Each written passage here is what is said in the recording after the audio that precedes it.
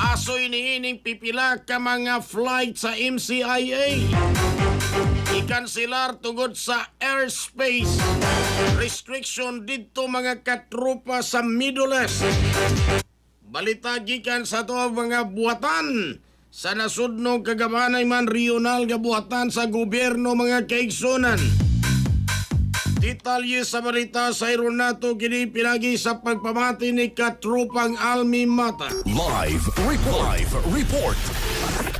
Yes, tungod sa precautionary airspace restrictions sa pipila ka bahin sa Middle East, gikan sila ang pipila ka flight sa Mactan Cebu International Airport kon MCIA nga nakapikto sa arrival o departure sa pamahayag ni atong Domingo, Marso 1, ang Mactan Cebu International Airport Authority kon MCIA mingon nga apil sa gikan sila ang flight sa Qatar Airways padulong sa Doha, Qatar ug sa Emirates sa padulong sa Dubai, United Arab Emirates. Gipahibalo na sa mga airlines ang ilang pasahero kabahin sa disruption. Sumala sa MCIA ang mga kanselasyon apekto sa flight movement o kaya tibuk ang passenger traffic sa MCIA.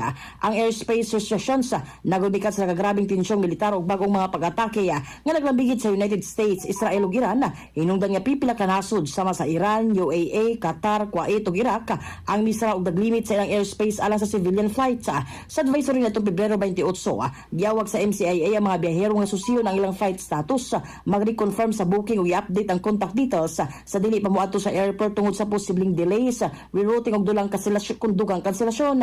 Temporaryo usab ikasuspenso sa Qatar Airways ang check-in sa akpitadong flights samtang posibleng adunay operational changes ang ubang carrier. Mga katropa, alang sa mapahimsog sa panlawas, inumog Santhona Plus Gold alang sa naghiusang Pilipino para sa Pilipinas. Kininyong katropa Almi Mata, XFM News. XFM report.